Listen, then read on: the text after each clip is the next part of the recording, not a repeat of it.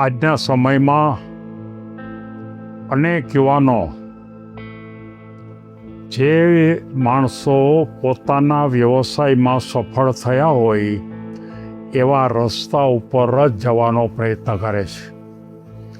એટલે કે બીજાના રસ્તા ઉપર જ જાય છે. હું એ કહેવા માગું છું કે જે કોઈ દુકાન સારી ચાલતી હોય તો મોટાભાગના એવા પ્રકારની દુકાન કરે. કોઈ એક સારો નવો રસ્તો કોઈ ઉદ્યોગમાં ગોતવાની વાત કરે તો બધા એ જ ઉદ્યોગ તરફ જાય.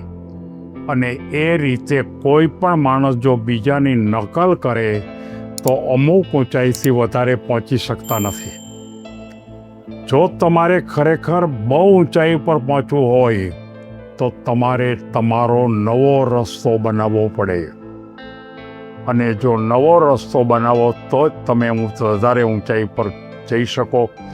આ વાતને સમજાવવા માટે મારે એક વાર્તા લેવી છે. આજની વાર્તા, વધારે ઊંચાઈએ પહોંચવું હોય તો નવા રસ્તા ઉપર ચાલો.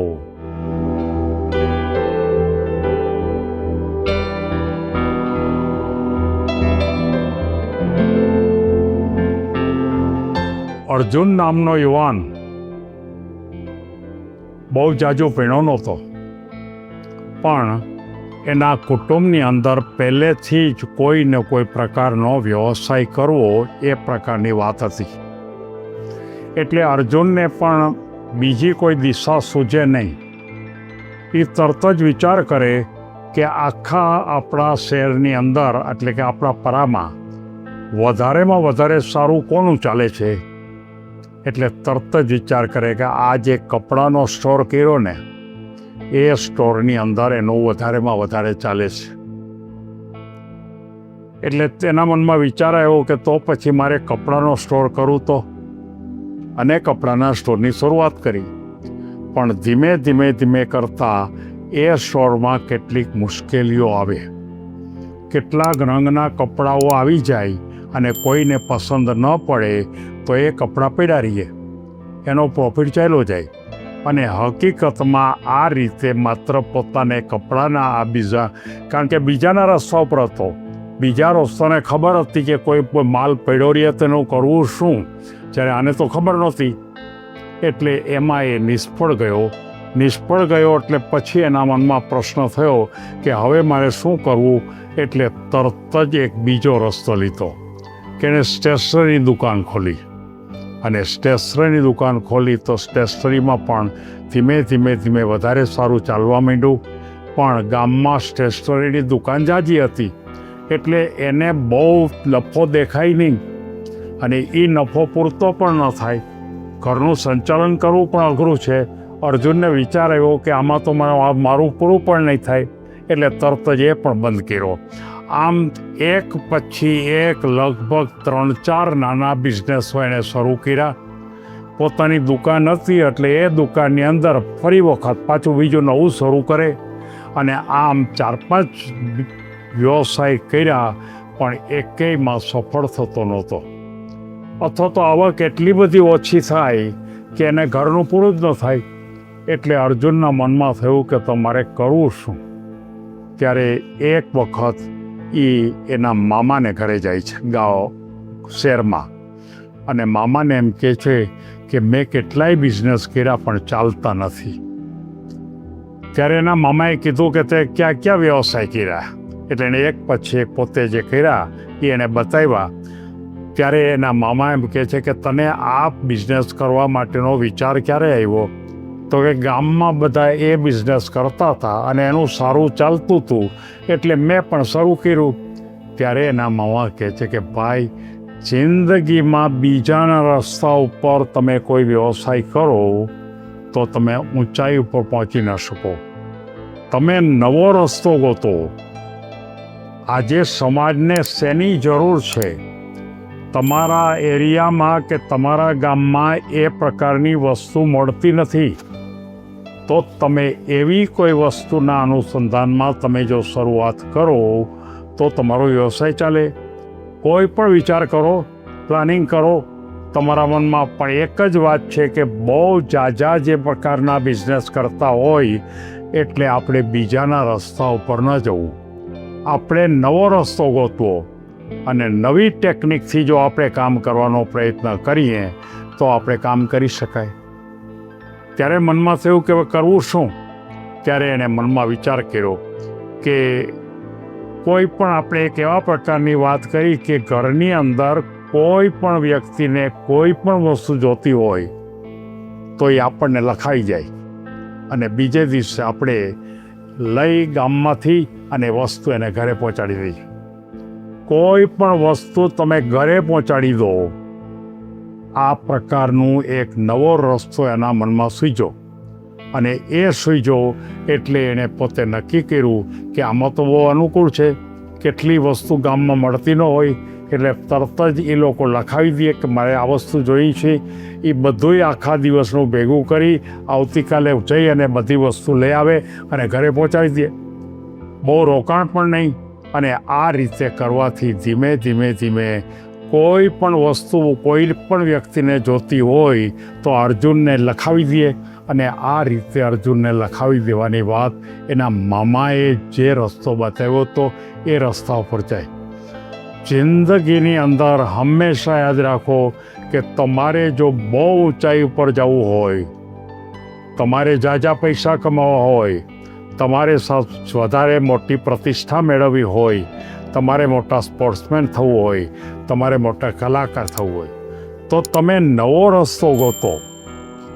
જે પોતે કોઈ ચોક્કસ રસ્તાથી સફળ થયા હોય એ રસ્તો ચોક્કસ સારો હોય પણ એમાં તમે વધારે ઊંચાઈ પ્રાપ્ત ન કરી શકો.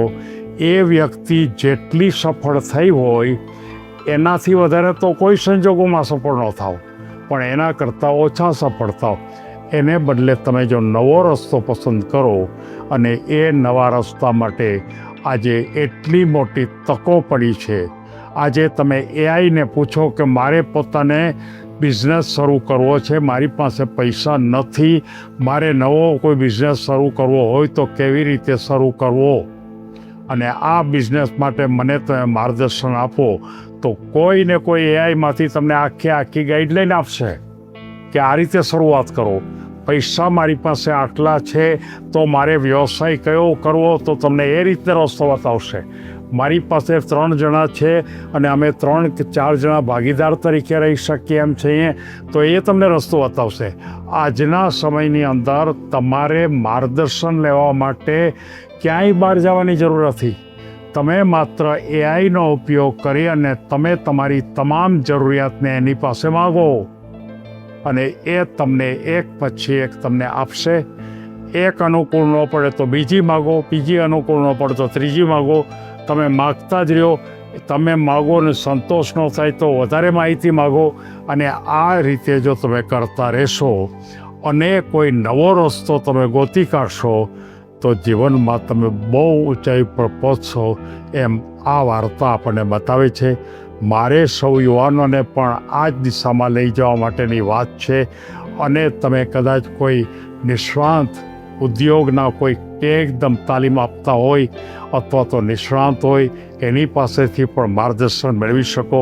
તમે પુસ્તકો સારા વાંચીને પણ મેળવી શકો. તમે કોઈ યુટ્યુબની અંદર સારા વિડીયો જોઈને પણ તમે તમારો વ્યવસાય કરી શકશો. પણ એક વાત યાદ રાખજો કે હંમેશા નાના પગલાંથી શરૂ કરવો. બહુ મોટો બિઝનેસ એક સાથે કરવો એ વાત વ્યાજબી નથી.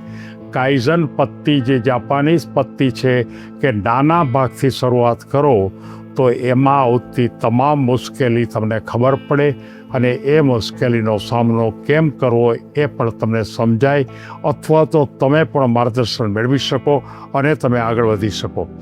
બીજાના રસ્તા પર ચાલવાથી આપણી સફળતા મર્યાદિત જ છે. નવી દિશા પસંદ કરવાથી આપણી જે વિકાસ છે એ વિકાસની તમે કલ્પના પણ કરી શકતા નથી. શરૂઆતમાં નવા રસ્તા ઉપર આપણને તકલીફ દેખાય પણ પછી ધીમે ધીમે ધીમે એ તમે સોલ્વ કરતા જાઓ અને ધીમે ધીમે રસ્તો બહુ સરળ આવતો જશે. હિંમત અને નવી વિચાર શક્તિ એ સફળતાને ટોચ ઉપર લઈ જાય છે. ઊંચાઈએ પહોંચવા માટેનો એક જ રસ્તો ફરી એકવાર તમે જુદો વિચાર કરો, નવો વિચાર કરો, એકદમ સ્પેશિયલ વિચાર કરો, અને એ વિચાર તમને ન આવતો હોય તો કોઈક પાસેથી મેળવો.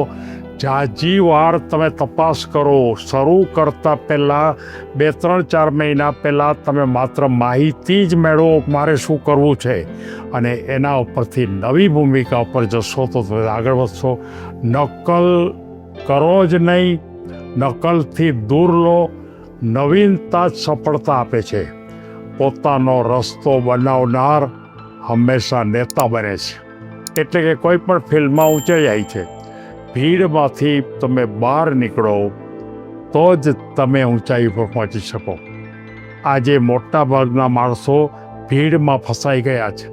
જે બિઝનેસ ચાલતો હોય એ જ પોતે ઢગલા બંધ કરે. ગામમાં એક સારી દુકાન થાય એટલે માત્ર 2 વર્ષમાં 20-25-30 એવી દુકાન થઈ જાય. આ ભૂમિકા આજના સમય માટે ના પાડે છે. વધારેમાં વધારે ટેકનોલોજીનો ઉપયોગ કરો, એઆઈનો પણ ઉપયોગ કરો, અને જીવનમાં નવા રસ્તા ઉપર એક મોટી ટેકરી ઉપર ચડો એવી શુભ લાગણી સાથે સૌને ધન્યવાદ.